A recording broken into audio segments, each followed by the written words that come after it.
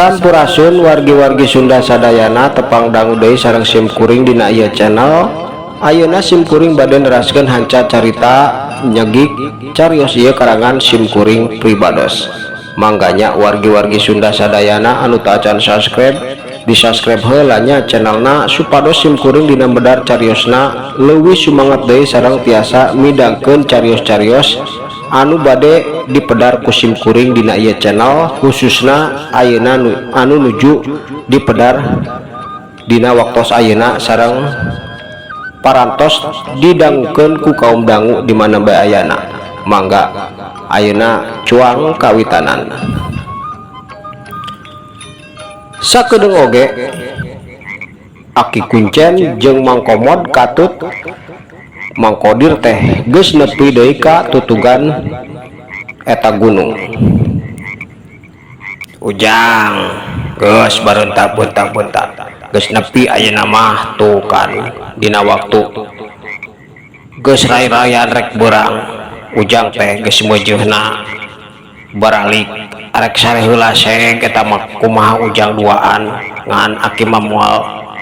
lila deui ngabaturan Ujang kulantaran geus rek beurang. Aki marek balik Ujang jig ayeuna mah ku Aki didoakeun mudah-mudahan harta karun anu geus dibawa ku Ujang teh manfaat bisa mawa kana kahirupan alus engkena di lembur geus nyajang hampura. Aki moal lila ngobrol deui kulantaran geus rek beurang les. Sanggeus nyarita kitu Aki Kuncen teu nungguan Mang Komod atawa Mang Kodir nyarita ngajawab caritaanana langsung ngiles ti hareupeun maranehna duaan anu masih kene colohok. Komo deui Mang Kodir mah, tapi ari Mang Komod mah geus teu heran kulantaran apal saha Aki Kuncen teh jeung deui balikna ka mana. Ngan tetep bae di hareupeun Mang Kodir mah nemongkeun kaayaan sikep anu sarua kawas bingung. Aduh meni hebat pisannya hebring si Aki teh. Coba lamun urang boga ilmu anu kitu ayeuna teh balik ka lembur teh beureunan gampang tinggal ngiles bae nyaho-nyaho aya di hareupeun imah. Ngan hanjakal urang mah teu bisa kitu kudu ngalengkah deui euy ceuk Mang Komod. Waktu eta langsung nyarita kitu bari nepak tak-tak Mang Kodir anu pinuh ku kabingung sabab manehna mah sagalaana oge poho iwati. Inget teh waktu lempang ti lembur nepikeun ka panggih jeung Aki Kuncen terus dibawa ka hiji tempat nyaeta tempat anu kakara ditinggalkeun ku maranehna duaan di puncak gunung. Salain ti eta mah eueuh anu inget saeutik-eutik oge dina pabikiran Mang Kodir. Bener Mang, kuring oge bingung. Hebat si Aki teh nasa eta teh nya urang mana cek Mang Kodir. Waktu eta langsung ngajawab bari dituntungan ku nanya kitu. Atuh teuing da kuring mah teu hayang apal saboro teuing rek urang mana ke rek urang dieu rek urang mana nu penting mah kuring mah ayeuna geus hasil hayang ngajual ieu emas rek dijieun modal boga niat teh hayang boga sawah, hayang boga ternak lauk atawa hayam ke di lembur teh jeung deui ka adenya ulah hariwang maneh teh engke mah gawe di kuring pokona mah maneh bakal jadi pagawe anu diparcaya ku kuring sapinuhna ngurus sagala rupana engke jadina teh maneh teh bakal ngurus atawa nalingakeun pagawe-pagawe lain engke dina waktuna lamun kuring geus hasil dina usaha. Cek Mang Komod waktu eta langsung nyarita kitu jeung deui teu hayang ngobrolkeun masalah Aki Kuncen kulantaran bisi salah nyarita matak bingung kena dina ngajawab. Untungna teh waktu eta Mang Kodir teu neruskeun nanya masalah Aki Kuncen, ngalegot kana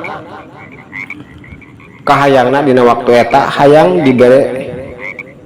buruh atau bagian kulantaran sanajan teu hasil manehna teh geus capek ilu jeung Mang Komod ka eta tempat. Nya pasti eta mah Mang Komod pasti kuring kacida bungahna lamun bener mamang bisa muka usaha jeung dimercaya ka kuring mah kacida bagjana ngan sameme eta dilakukeun ayeuna mah kudu benernya Mang kuring teh kudu diberi duit sabaraha bae pokona mah nu penting mah kuring balik ka imah teh ngabungakeun anak pamajikan sabab maranehna apal kuring teh keur usaha ngomong ngaterek neangan duit ka maranehna teh lamun ayeuna balik teh ka lembur teh teu mawa nanaon aduh meureunan kumaha beungeut kuring teh era ku pamajikan sabab domba ditinggalkeun ayeuna teh pastina anu ngari teh anak pamajikan kuring Mang. Cek Mang Kodir waktu eta langsung norelang atawa norolong nyaritakeun kaayaan dirina anu hariwang balik teu dibere bagian duit ku Mang Komod. Maneh mah masih keneh ngomong kitu tadi kan geus disebutkeun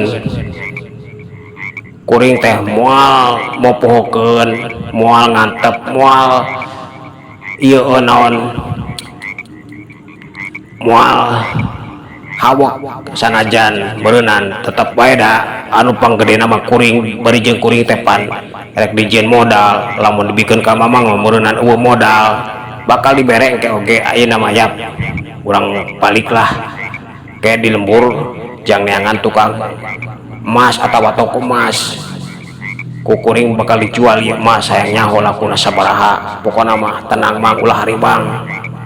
bakal dibahanan duit kayak kukuring supaya bisa ngabungakeun anak pemajikan mamang jeung deui aing oge kitu Kodir hayang ngabungakeun anak pemajikan balik teh kudu bawa baju mau ada hareun jeung sajabana supaya maranehna bunga komudi salila ieu teh aing mah iyo naon sok sagala ngandelkeun anak pamajikan jadi dina waktu ayeuna mah nepikeun ka hareupna engke mah aing moal ngaripukeun pamajikan aing deui. Cek Mang Komod waktu eta langsung ngajelaskeun sagala rupana nyaritana teh sakabeung nyebut mamang sakabeung nyebut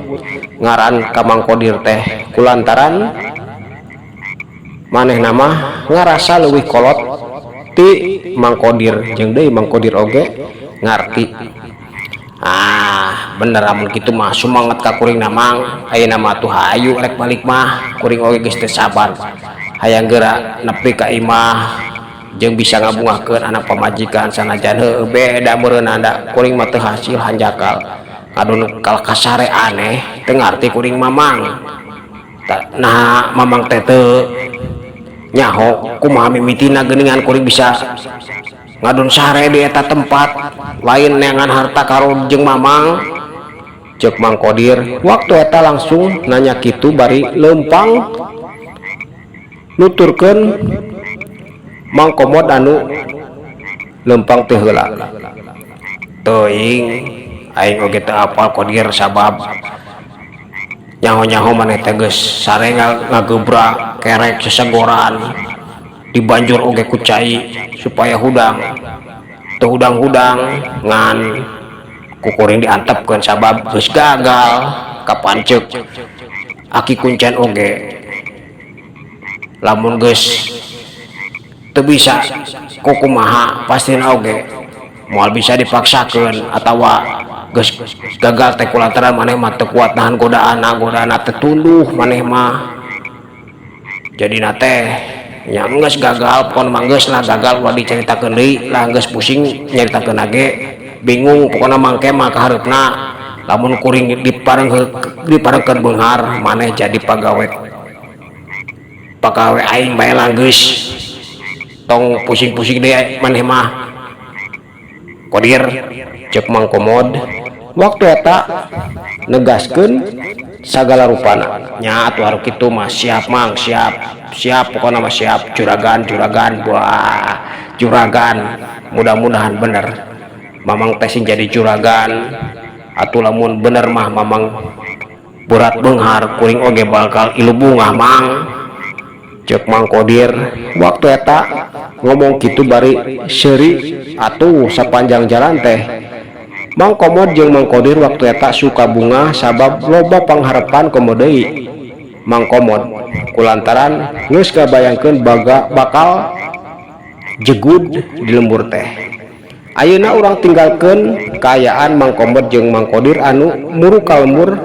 hayang ngajual emas jeung rek langsung balik ka lemburna caturkeun pamajikan Mang Komod Bisarmi jeung anakna sarta waktu eta teh keur nyang hareupan hawu anu keur marakbak seuneuna atawa barana sabab maranehna teh waktu eta keur meubeuy sampu kulantaran poe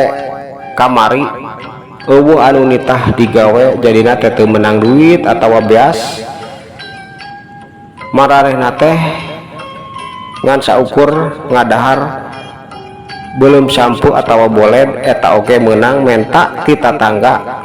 anu sok ngagawekeun Bisarmi jeung deui herana teh sarta nguseup ge teu meunang hiji-hiji acan waktu eta keur ngobrol sarta teh bari ramisak ku sabab sedih ningali indungna karunya pedah henteu dahar padahal mah Bisarmi mah manehna teu mikiran dirina justru mikiran kaayaan sarta anu can kaeusian sangu geus sapoe sapeuting ma aduh kudu kumaha nya urang teh mah geuningan ayeuna teh kapaksa bae ngadahar sampo jeung boled da sarta teh sabenerna mah bosen tapi kudu kumaha apura mah geuningan sarta teh useup oge teu meunang mah teu meunang cek sarta waktu eta nyarita kitu bari nyusutan cai matana anu nyurungkuy turun teu bisa ditahan tina kongkolak matana ulah hariwang ulah mikiran mak sagala ujang mama teu naon puguh mama teh mikiran ujang sabab sapo-sapo ti ujang teh can kararaban ku sangu ari mama da geus biasa ti baheula kieuan boro-boro ning ayeuna geus aya maneh can aya maneh oge geus biasa kan nyaho pikeun ka ayeuna oge nyaho maneh teh bapa maneh teh males digawe jadina lamun teu ngandalkeun emak anu neangan mah boro-boro bisa dahar cek Bisarmi waktu eta nyarita kitu bari ngusapan sirah sarta anu masih kene ramisak tapi barang keur uplek ngobrol kitu tilu muka sedih kadenge pantota aya nu ngetrokan di barengan ku nyaritakeun carita anu matak reuas keur Bisarmi jeung sarta tok bi sarta aya di iman teu yeuh kuring inai rek nepungan bibi sabab itu si Nini tewas si Nini aduh Gusti si Nini jeung si Aki disurudug bagong beteungna teh budal badil ka cihungna maot ayeuna teh geus aya di imahna bibi sarta kewatu. Aduh kumaha ieu, aduh Gusti bingung buka pantona heula buka. Ceuk lalaki anu ngaku ngaran Inai teh nyarita kitu atuh puguh bae sarta ti buburanjat langsung muka tulak. Sanggeus muka pantona harita langsung nanya bangun kacida ruasna dibarengan cai mata anu beuki ngarumbai bae kulantaran tadi oge keur ceurik. Komode ayeuna sanggeus ngadenge nini jeung akina maot disuruduk ku Bagong. Anu bener mamang, anu bener nyarita teh bener nini jeung aki abi disuruduk Bagong. Di mana mamang, di mana? Bener mamang, di mana? Ulah nyu carita anu matak dikaruwaseun keur kuring, tanya sarta jeung Sarni waktu eta langsung nanya kitu bari neuteup ka Mang Inai anu ngajanteng tapi beungeutna pinuh ku karuas jeung kasedih katempo ku maranehna teh. Kuring mah bisarni sarta teu nyarita atawa heureuy komo deui ngabohong teu bener. Nini jeung aki teh maot ayeuna teh jig bae sing teu percaya mah hayu atuh lain jig hayu babarengan jeung kuring ka ditu. Ayeuna mah hayu urang tingali sabab tadi bener-bener disuruduk ku Bagong. Duka ting ti mana datangna eta Bagong teh jol langsung bae nyerang kasih aki jeung si Nini nepikeun ka teu walakaya kulantaran beuteungna budal badil kalat sihungna. Cek Mang Inai waktu eta nyaritakeun sagala rupana eueuh anu dikilungan dicaritakeun saujratna. Atuh puguh bae Bisarmi jeung sarta waktu eta langsung ngagoak ceurik balilihan kulantaran kacida sedihna maranehna teh keur mikiran kahirupan maranehna geus sapoe sapeuting can kararaban sangu. Ayeuna ngadenge Nini jeung aki sarta anu geus karolo teh maot gara-gara ditubruk dikakaya ku Bagong anu kadenge dina waktu harita tina caritaan Mang Inai. Anu bener mamang, emak jeung bapak kuring teh maot ku Bagong. Aduh Gusti kuring kacida jeung sedihna kieu anu Gusti kumaha ya ampun. Makana Kang Komon teh keur indit jeung deui kumaha nya tuh Gusti can bisa ngabungahkeun kolot tapi Gusti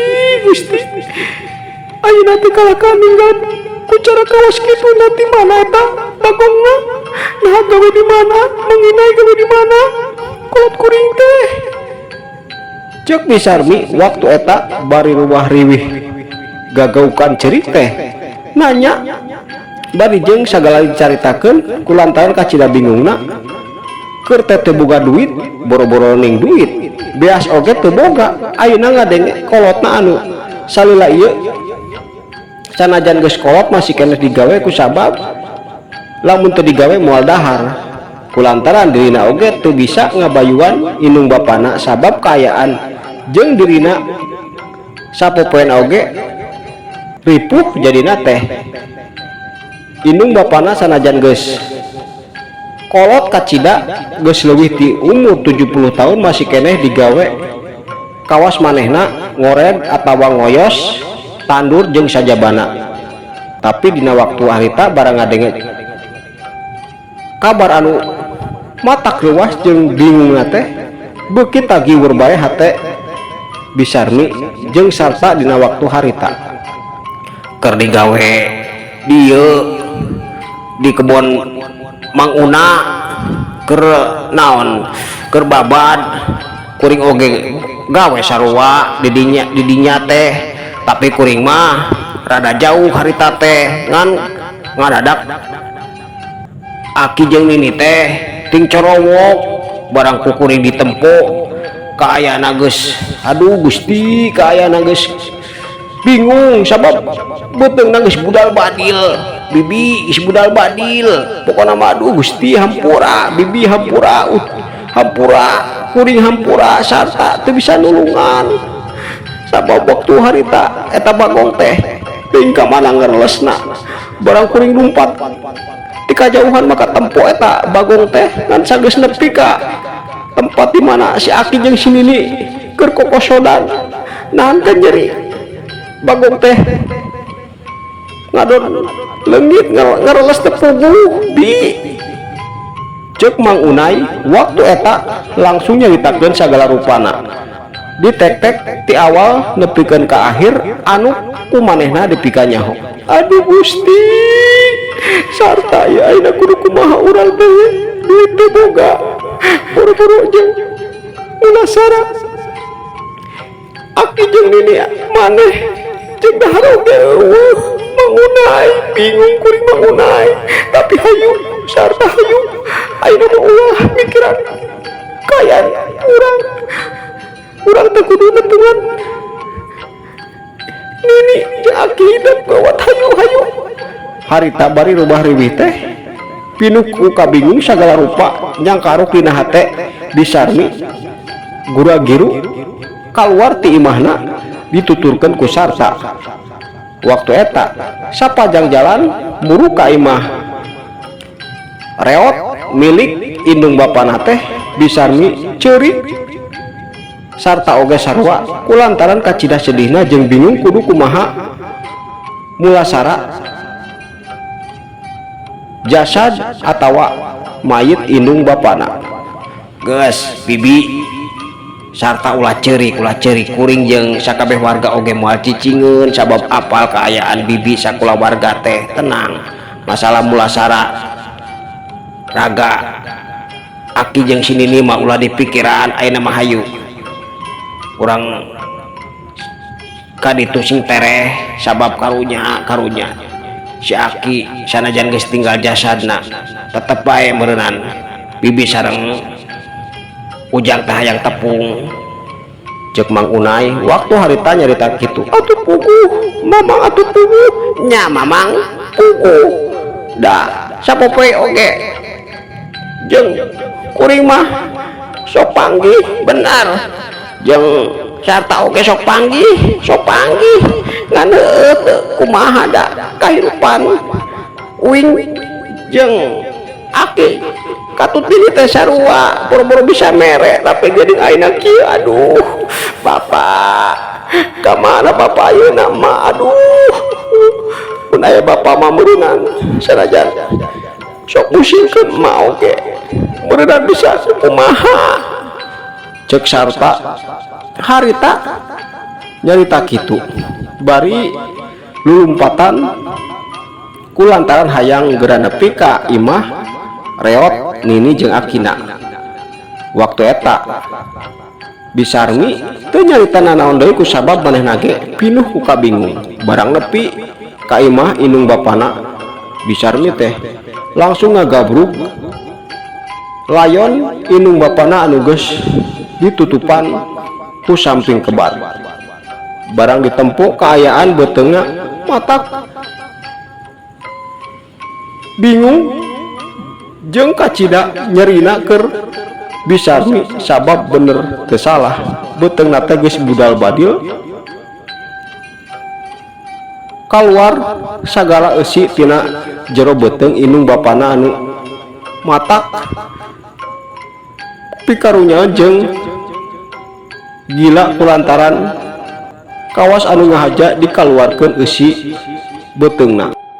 Aduh ma bapak hampura abdi tajan tiasa bulan tarima kama jeung bapak ayeuna mah sareng bapak tos ngatutkeun ku jalan anu kacida mata bingungna nah bakung naon sabenerna anu geus nanasaman sareng bapak hampura bapak hampura les bisarmi waktu eta langsung kapiuhan matak bingung keur sakabeh warga anu keur nyaksian jeung ngabeberah hate sarmi jeung sarta atuh sarta teh ngaguap kulantaran nempo kayaan indungna kapiuhan. Ma kunaon ma waktosna kabujeng Syekh cag urang kantunkeun heula dugikeun ka dieu cariosna kumahanya kayaan sarmi jeung sarta saenggeus ningali nini jeung akina atawa indung bapa bisarmi budal badil beteungna kulantaran dikakaya atawa ditandasa ku Bagong jeung deui Bagong naon sabenerna anu geus nandasa indung bapa bisarmi teh cag ayeuna tunda heula dugikeun ka dieu insyaallah kapayuna pasti ka pendak panyabab mautna indung bapa bisarmi jeung deui Bagong naon sabenerna anu geus nandasa indung jeung bapana bisarmi teh. Ayeuna urang cekapkeun heula cariosna dugikeun ka dieu insyaallah kapayuna ku simkuring diteraskeun deui. Sapunyere pegat simpai paturai patepang deui mangga permios.